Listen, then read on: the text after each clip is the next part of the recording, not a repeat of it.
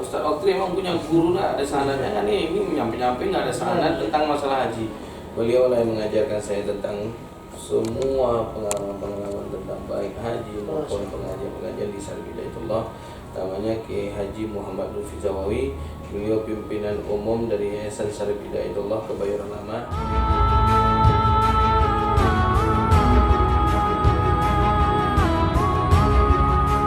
Para jamaah, para pemirsa, para sahabat Cahaya Hati dimanapun berada, yang besar tak tersebut gelar, yang muda tak terpanggil nama, namun tak mengurangi rasa hormat saya kepada pemirsa, para jamaah sahabat dimanapun berada.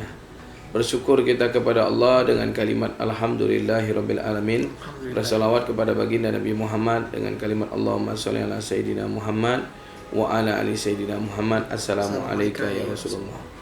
Ayah bunda yang dirahmati Allah, kemarin kita sudah berbicara tempat-tempat doa mustajabah. Lalu ada tempat yang punya nilai sejarah. Nah, salah satunya Sazarwan itu di dekat dinding Ka'bah. Mungkin bisa di zoom lagi Bang Jack. Ya, kita masih mengingatkan bahwa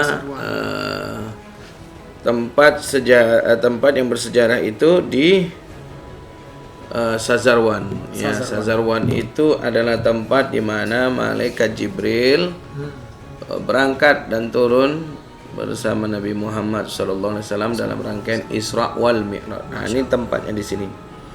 Nah, di sinilah malaikat Jibril memberikan contoh solat kepada baginda Nabi Muhammad sallallahu alaihi wasallam. Nah, ada lagi tempat yang bersejarah. Tempat bersejarah itu Hajar Aswad. Sejarahnya apa? Sejarahnya batu dari surga diturunkan oleh Allah Subhanahu wa taala yang sempat mau dihancurkan oleh Abu Jahal, Abu Lahab, Abu lainnya. Tidak termasuk Abu Janda. Belum ada di waktu itu. Keturunan baru Abu sekarang. Nah, jadi apa yang terjadi? Subhanallah, ini luar biasa.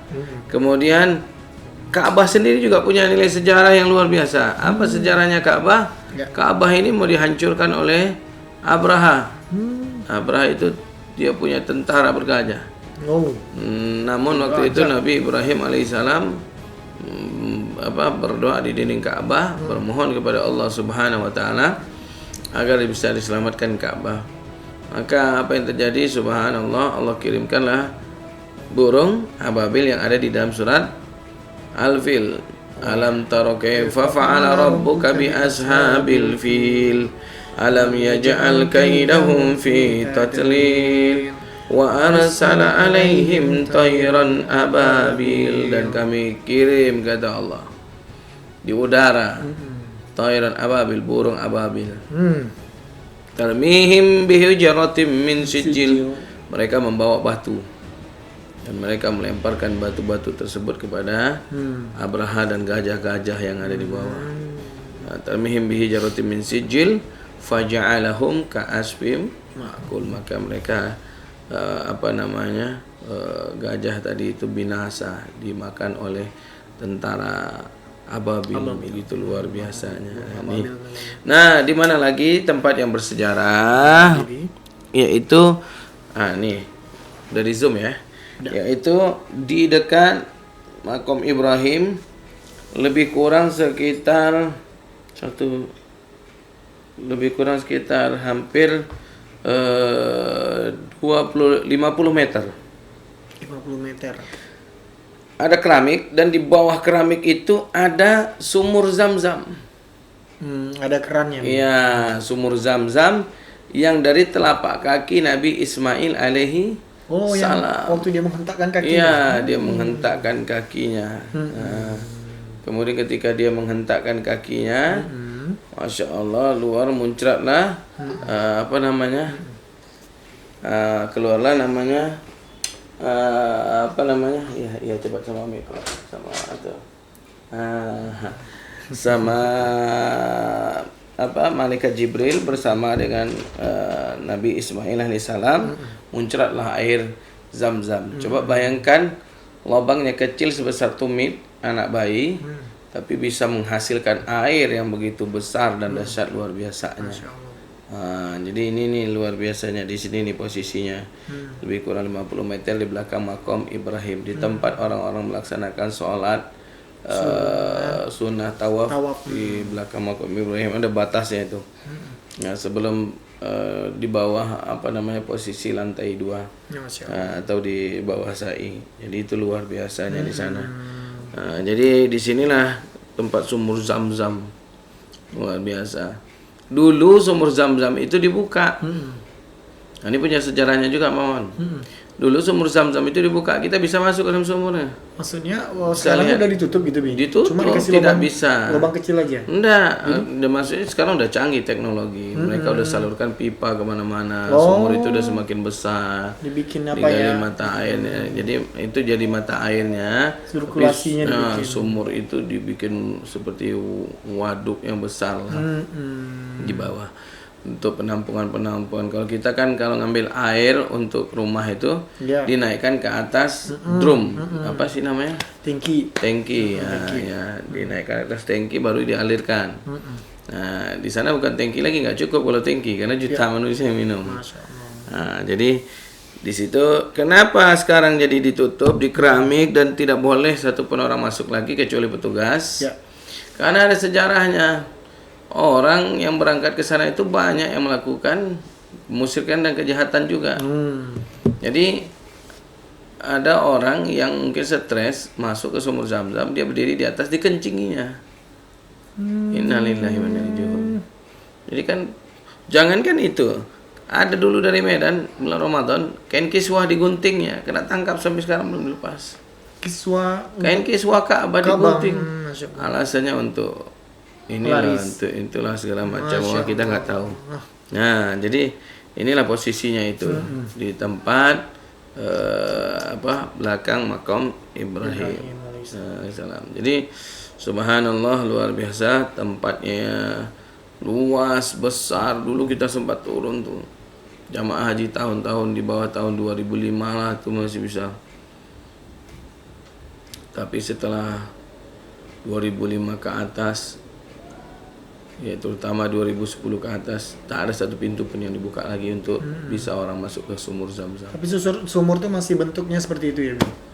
Oh, berbeda tentunya. Ya udah dibikin modernisasi lah. Ibarat katanya sekarang kan harus punya teknologi yang bisa cepat mengalirnya dan segala macamnya supaya bisa menghasilkan air yang sangat banyak. Nah, jadi seperti itulah gambarannya. Kalau ndak modernisasi, kita khawatirnya nanti malah sumur itu tidak bisa menampung, menghasilkan air untuk jutaan manusia, seperti itu. Nah, itulah dia sumur Zam-Zam. Nah, kemudian tempat bersejarah yang berikutnya di sekitar Masjidil Haram adalah yaitu di dekat tempat pelataran sa'i. Di tempat pelataran sa'i itu ada di dekat toilet di samping Bukit Marwah. Itu ada toilet. Nah, di depan toilet itu ada batu yang miring. Batunya miring? Bukan miring, Landai. Ya, ibarat katanya itu tak bisa diratakan. Batu itu tak bisa diratakan. Apa karena keras? Bukan, ternyata itu bekas rumah Nabi Muhammad Sallallahu Alaihi Wasallam. Begitulah kekuasaannya Allah supaya semua orang tahu. Iya. Jadi disitulah rumahnya Nabi Muhammad SAW bersama Siti Khadijah. 4x6, Bang. Coba bayangkan. 4x6. Tapi bukannya Khadijah itu orang yang paling kaya? Subhanallah, beliau keturunan orang yang kaya. Tapi beliau mau Tapi subhanallah, lan tanalul birra hatta tunfiqu mimma tuhibbun. Imannya Siti Khadijah tak sanggup. Tak ada bandingan dengan wanita zaman sekarang. Belum ada ya, Bi? Ya. Apa yang terjadi sampai dia mampu mengorbankan seluruh harta kekayaannya untuk menegakkan kalimat la ilaha illallah wa Muhammadur Rasulullah. Karena Masya Allah, luar biasa. Ya, yang namanya perlu dengan harta untuk menyelesaikan semua perkara dan permasalahan Islam. Nah, maka Siti Khadijah, wahai suamiku, wahai Muhammad kekasih Allah, ambillah hartaku ini, jalankanlah di jalan Allah Subhanahu wa taala. Subhanallah. Dan yang luar biasa, dia tidak menuntut apa-apa. di saat sakaratul mautnya dia cuma minta satu saja dari baginda Nabi yang membuat Nabi menetes dan kita semua menangis mendengar kisahnya. Apa yang diminta sama Siti Khadijah? Cuma minta sorban yang biasa dipakai oleh Rasulullah untuk penutup akhirnya beliau. Masya Allah.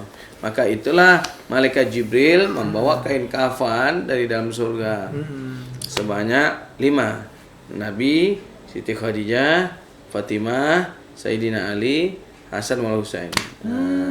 Itu dari surga ya, Bi? Ya. Kain kafan yang dibawa oleh malaikat Jibril dari surga. Subhanallah. Untuk sebagai selimutnya Siti Khadijah. Di situ yang membuat Nabi terpukul, membuat Nabi sedih, membuat Nabi menangis. Itulah salah satu alasan kenapa Rasulullah dijalankan Isra wal Mi'raj. Inna a'tainakal kautsar fasalli li rabbika wanhar inna sani'aka huwal abtar. Jangan sedih Muhammad. Kehilangan istri, kehilangan Abu Bakar. Di saat itu juga lah malaikat Jibril turun ya memberikan pesan. I'mal ma syi'ta fa innaka munyizil bih. Lakukanlah apapun yang kau lakukan, semua yang kau lakukan itu akan dibalas oleh Allah. Waktu itu Nabi Muhammad bersedih betul. Nah, itulah sejarahnya di dekat depan di samping Marwah, Bukit Marwah. Rumah Nabi Muhammad sallallahu alaihi wasallam. Subhanallah, sejarah yang paling luar biasanya, Bang. Ketika Nabi tidur hanya beralaskan pelepah kurma. Pelepah kurma. Itu seperti ketika dia Nabi terbangun, Aisyah Siti Khadijah tersenyum. Kenapa engkau tersenyum wahai istriku? Enggak, kata dia. Terus Nabi mandang pipinya Siti Khadijah yang sebelah kanan. Juga Nabi tersenyum. Kenapa engkau tersenyum wahai kekasih Allah? Dia bilang sama Nabi, di pipimu ada bekas pelepah kurma. Engkau tahu kenapa aku tersenyum melihat punggungmu? Karena di punggungmu juga ada pelepah kurma. Masya Allah. Rumah 4x6 tidur hanya beralaskan pelepah kurma. Masya Allah. Rumah yang tidak terbandingkan saat ini dengan rumah-rumah para pemirsa, para jamaah yang ada saat ini. Kalau rumah jamaah mungkin tipe 36 RS. Rumah Nabi tipenya RSSSSSSSSSS. Masya Allah, rumah sangat sempit sekali sehingga susah selonjor saling senggol-senggol. Masya Allah. Begitu dahsyat Nabi punya rumah. Tapi apa yang terjadi? Nak lihat, Nabi tidak bersedih. Nabi tidak khawatir, Nabi tidak takut. Malah dia tapi bahagia. Justru Nabi bahagia. Ternyata kebahagiaan itu bukan di rumah yang mewah. Kebahagiaan itu bukan di mobil yang harus Alphard, Pajero, Fortuner. Ustaz tuh ngomong aja karena dia tidak punya. Anda bukan tak mau punya. Ya, tapi hisapnya lama kalau kita punya harta banyak. Ya, Bi. Betul. Pertanyaannya pun banyak. Kau kemana kan? Kau gunakan kemana? Kau bonceng siapa? Masya Allah. Kau bawa kemana? Kau ada. Luar biasa. Nanti kita bahas sore ya, Bi. Iya. Tentang amal jariah. Itulah yang membuat kita ternyata kata Nabi Muhammad SAW yang membuat kita bahagia itu bukan dari harta yang mewah, bukan dari banyaknya harta. Betul, bukan dari kemewahan. Lalu apa yang terjadi? Nabi Muhammad SAW menyampaikan pesan kepada kita semua bagaimana untuk hidup bahagia itu arbaun min sya'adatin. Yang membuat engkau bahagia itu ada dengan 4 perkara kata Nabi Muhammad. Wa ja'alna zawjukum wa zawjatun salihah wa salih wa salihatun. Kunci bahagianya rumah tangga itu, ini kalau yang baru nikah nih, yang mau samawa nih, sakinah mawaddah warahmah. Ini juga buat buku Maria nih. Buku Maria lagi. Ya. Jadi kalau mau menciptakan kebahagiaan itu, yang pertama kata Nabi, engkau mampu menjadikan suamimu suami yang soleh dan istrimu istri yang solehah. Berapa banyak sampai detik ini kita berpikir ego, tak mampu orang mengerti kita, kita yang mengerti orang. Berapa banyak ibu-ibu ngadu, Ustaz, apa salah kami Ustaz? Sudahlah kami yang ngandung, sudahlah kami yang melahirkan, sudahlah kami menyusui 2 tahun, sudahlah kami yang membesarkan, sudahlah kami yang bertumpus lemus mengais rezeki untuk dia dan anak-anaknya. Kami masih dibentaknya, kami masih dimarahinya. tolong Ustaz tunjukkan salah kami. Saya jawab, ibu mau saya tunjukkan? Mau. Ibu siap dengar? Siap.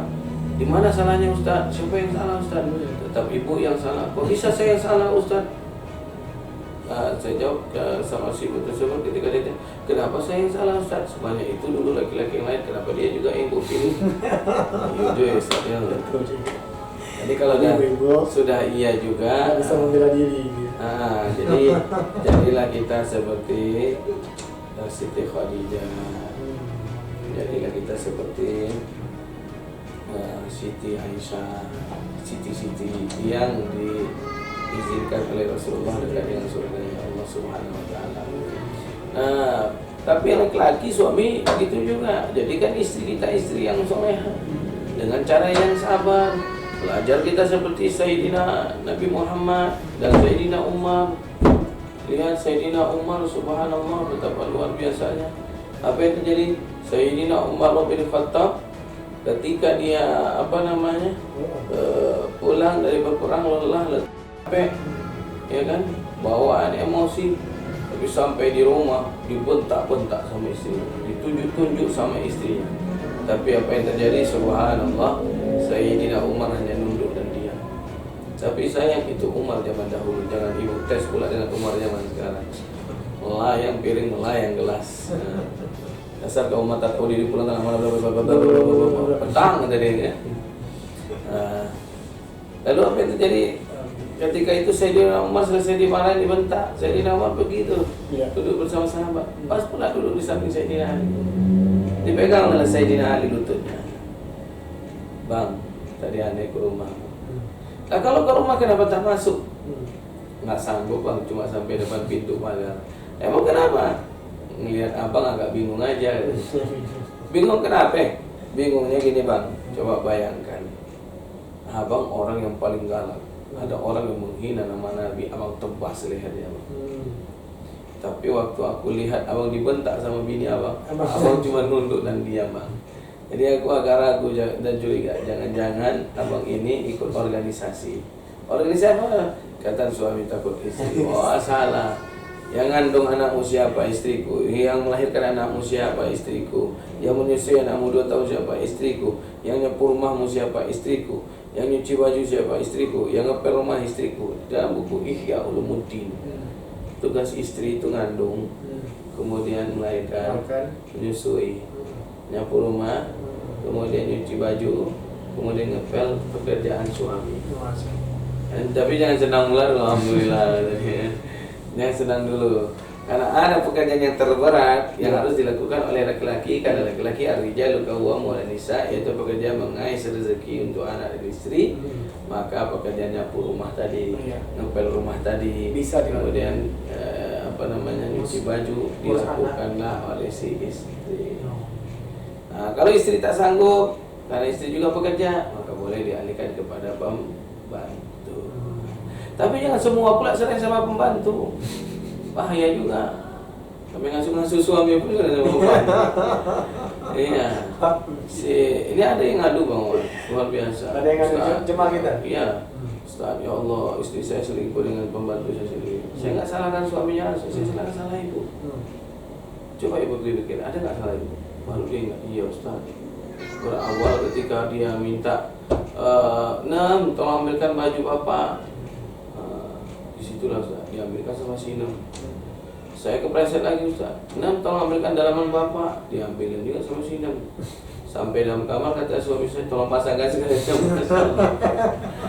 Ini makanya para wanita, para ibu, ternyata Masya Allah, kunci bahagia itu bukan dari kemewahan, tapi kunci bahagia itu saling memberikan kebahagiaan, baik dalam bentuk pelayanan, suami melayani istri, istri melayani suami, seperti itu.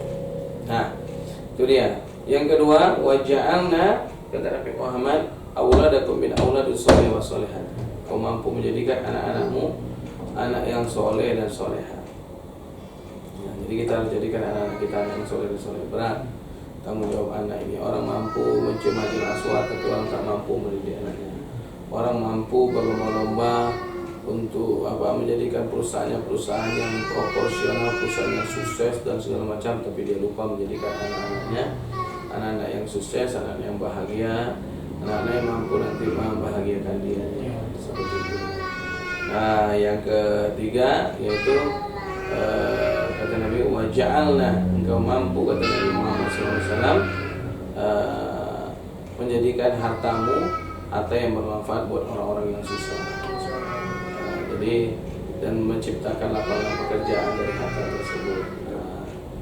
Maka sahabat, ini yang harus dilakukan. Yang keempat, waja'alna ashabukum min ashabus soleh wa solehatun. Engkau mampu menjadikan sahabatmu sahabat yang soleh dan soleha. Itu Oh, baik Abi. Jadi kita udah bahas tentang rumah Nabi Muhammad SAW beserta bagaimana menciptakan. itu kita bawa juga nanti jamaah ke sana, Abi. Oh iya, Pastinya. kita dudukkan di sana, dan salah satu doanya Nabi Muhammad setiap berada di dalam rumah itu, dan ini bisa didawamkan. Nah, ini bisa diamalkan, karena ini saya dapatkan dari salah satu guru saya yang waktu ketemu di Masjidil Haram, dan beliau menitipkan dan mengijazahkan doa. Dan apa doanya? Yaitu Nabi Muhammad sering mendawamkan kalimat, dan doa ini pun disampaikan beliau waktu berikan. Mungkin bisa di zoom ke arah Habib, bisa di zoom ke arah Habib. Mungkin bisa bawaan, kita ambilin foto Ustaznya. Inilah gurunya. Kalau tanya Ustaz Oktri emang punya guru nggak ada sanadnya kan? Ini nyampe-nyampe nggak ada sanad tentang masalah haji. Beliau lah yang mengajarkan saya tentang semua pengalaman tentang baik haji maupun pengajian di Sari Bidayatillah. Namanya Kiai Haji Muhammad Lutfi Zawawi. Beliau pimpinan umum dari Yayasan Sari Bidayatillah Kebayoran Lama, dan satu ukiran yang paling luar biasa. Ini dia, khairul ashab man yadluka alal khair.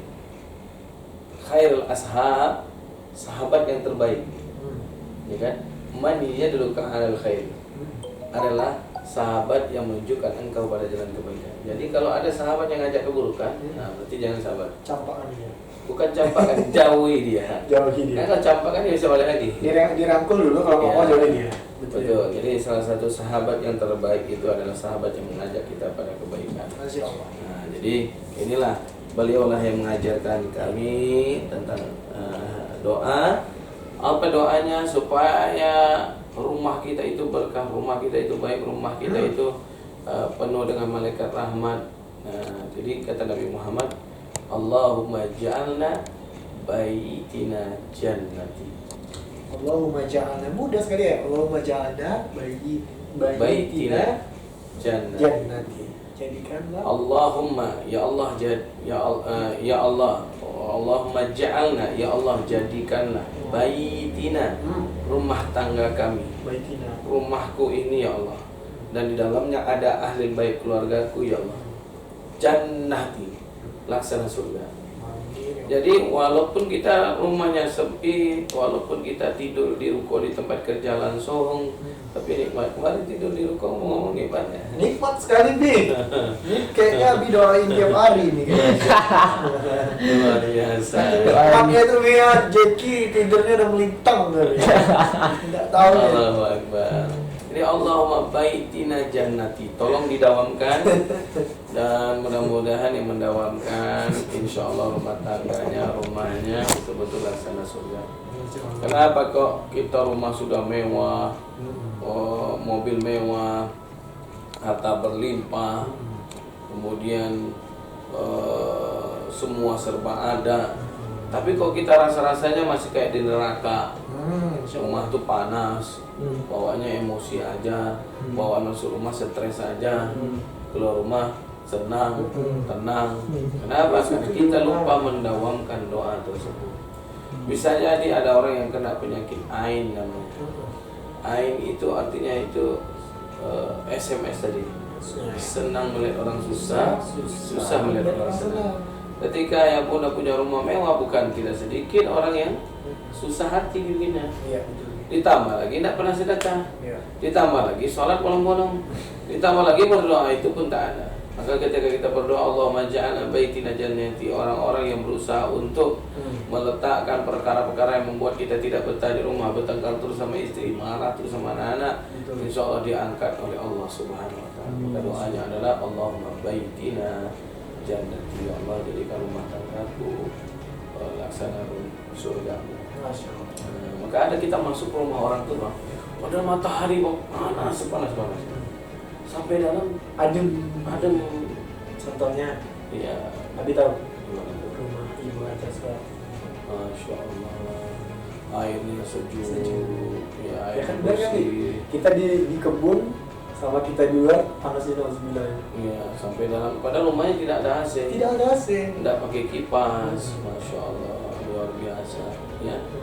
Ada rumah orang itu AC-nya udah full, iya kan?